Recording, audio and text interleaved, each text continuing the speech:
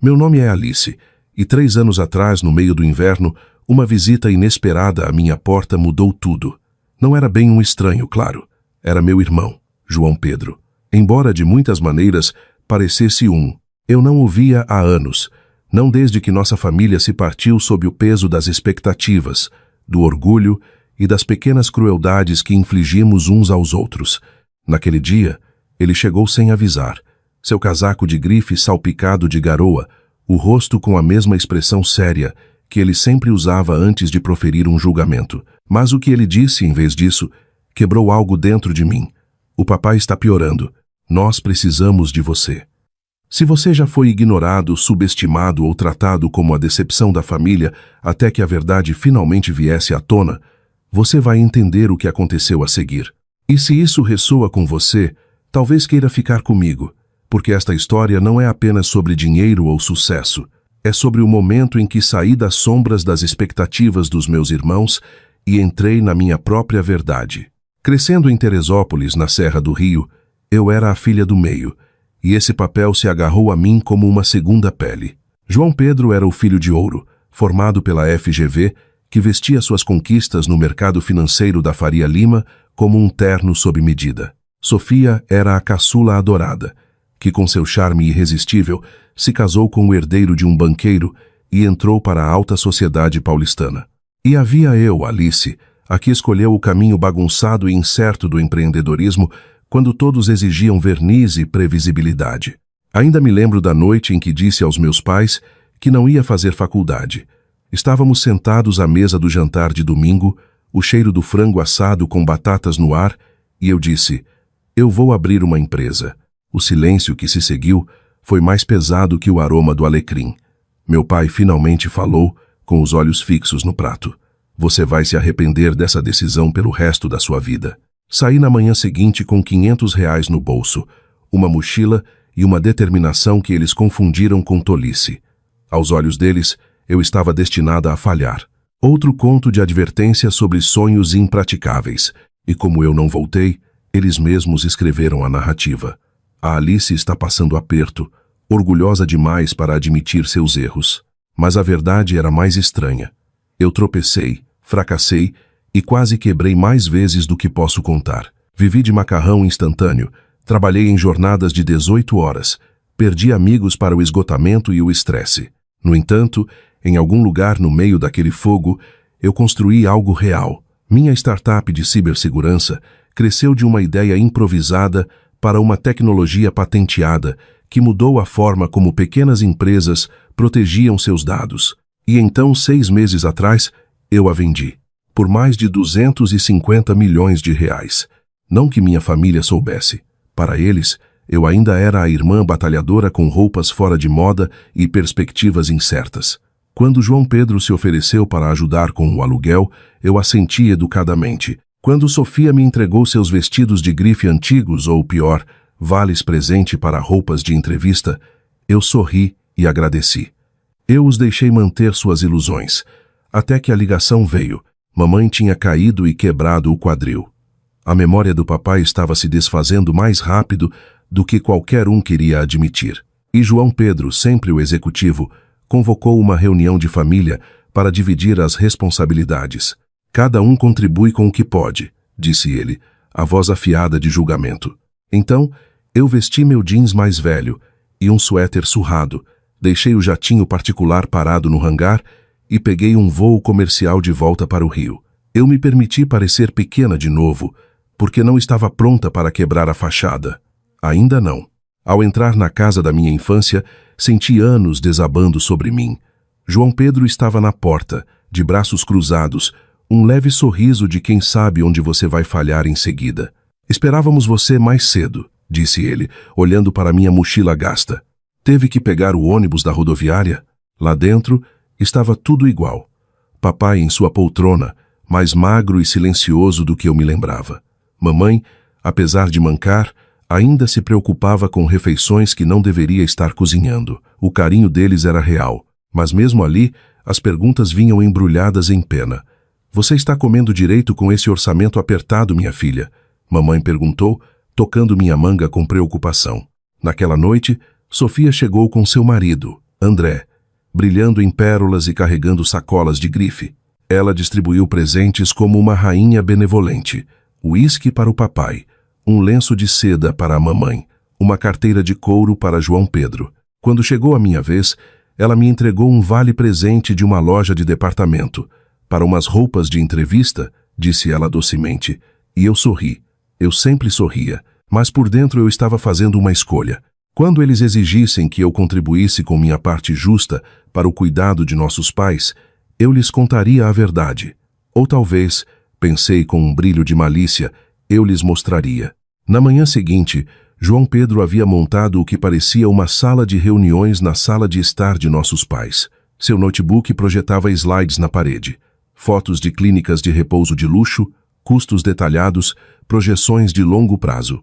Sofia e André sentaram-se no sofá, canetas em punho como se estivessem prestes a assinar um acordo de fusão. Meus pais, confusos, mas obedientes, ouviam em silêncio. Eu estava encolhida no canto, em um puff instável que parecia se encaixar no meu lugar designado na hierarquia familiar. João Pedro clicou para um slide, mostrando o resultado final. Este, disse ele, é o déficit mensal entre a aposentadoria deles e o custo real do cuidado. Substancial, sim, mas administrável. Se cada um de nós contribuir de forma equitativa, eu cobrirei 45%, Sofia e André 40%. Isso deixa 15%, cerca de 6 mil por mês, para a Alice. Ele disse meu nome como um desafio. Sofia se inclinou. Seu tom era um açúcar polvilhado com condescendência. Claro, se isso for demais para você, querida, podemos ajustar. Talvez você possa dar uns 2 mil e compensar o resto com, digamos, mais visitas, cuidados diretos, e se até mesmo isso for um aperto, acrescentou João Pedro suavemente. Minha empresa tem uma vaga de nível júnior se abrindo. Salário modesto, mas lhe daria estabilidade. Ele sorriu, satisfeito com sua generosidade. Está na hora de você pensar de forma prática. Senti meu maxilar travar. Por anos, eu os deixei me encaixotar nesse papel. A irmã frágil, a quase lá, mas não exatamente. Mas quando João Pedro murmurou quase para si mesmo, você não pode viver de favor para sempre, algo em mim estalou. Preciso fazer uma ligação, eu disse, levantando-me. João Pedro franziu a testa. Alice, estamos no meio de algo importante. Mas eu já estava discando. Marina? Sim. Tudo dentro do cronograma. Ótimo. Em 15 minutos, então. Sim. O gramado da frente serve. Guardei o celular no bolso, ignorando os olhares curiosos. Desculpem a interrupção. Por favor, continuem. Mas o som chegou antes das palavras. Distante a princípio, depois inconfundível. O zumbido das pás, a vibração que sacudiu as janelas. Minha mãe olhou para as cortinas, alarmada. A taça de vinho de Sofia tremeu em sua mão. Que barulho é esse, meu Deus? Meu pai perguntou. João Pedro foi até a janela, a irritação gravada em seu rosto. É um helicóptero, pousando no jardim. Ele se virou para mim. Você sabe alguma coisa sobre isso? Eu me levantei lentamente, meu coração calmo pela primeira vez em anos. Sim, essa seria a minha carona. Por um instante, silêncio. Depois, o caos. Minha mãe ofegou, sussurrando. Nossa Senhora! Enquanto se agarrava ao braço da poltrona. O rosto de Sofia perdeu a cor. João Pedro soltou uma risada, aguda e incrédula. Você tá brincando, disse ele. Caminhei até a porta e a abri. O helicóptero preto pousou graciosamente na grama e o piloto me fez uma saudação formal. Não estou brincando, respondi. Você disse que eu não podia nem pagar um carro. Você estava certo. Eu prefiro isto. E com isso, saí. O ar frio do inverno mordendo meu rosto enquanto minha família permanecia congelada na porta atrás de mim. O piloto me entregou um fone de ouvido enquanto eu me acomodava no assento de couro. Tudo certo, Droy Oliveira? Ele perguntou por cima do rugido das pás. Apenas negócios de família, eu disse com um leve sorriso. Você sabe como é. Enquanto decolávamos, olhei para trás. Minha família ainda estava agrupada na porta, seus rostos pálidos e atônitos, emoldurados pela casa familiar da qual eu um dia fugi. Pela primeira vez, eles estavam sem palavras. O voo foi breve. a cidade de Teresópolis encolhendo sob nós, até que a paisagem se abriu para as colinas arborizadas da serra, onde minha propriedade estava escondida. A mansão surgiu, uma imponente casa de pedra com um lago particular, jardins e um heliponto que brilhava ao sol de inverno. Eu a comprei discretamente, sem contar a ninguém além de Marina, minha assistente e confidente.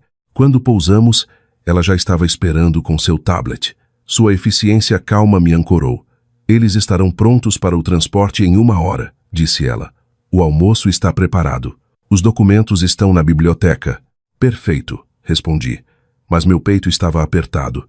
Eu sonhei com essa revelação por anos, o dia em que minha família finalmente me veria. No entanto, agora, olhando para a grandeza que eu havia escondido, eu me sentia menos triunfante e mais vulnerável. 1 hora depois, o helicóptero retornou com sua carga inquieta. João Pedro desceu primeiro, o rosto cuidadosamente inexpressivo. Sofia o seguiu, a mão agarrando o braço de André como se para se firmar contra um terremoto. Os olhos da minha mãe corriam por toda parte, pelos gramados bem cuidados, pela fachada de pedra, pelas portas de vidro que se abriram com um zumbido silencioso. Meu pai simplesmente sussurrou, "Meu Deus", enquanto absorvia a propriedade. "Isto é seu?" Minha mãe finalmente conseguiu perguntar.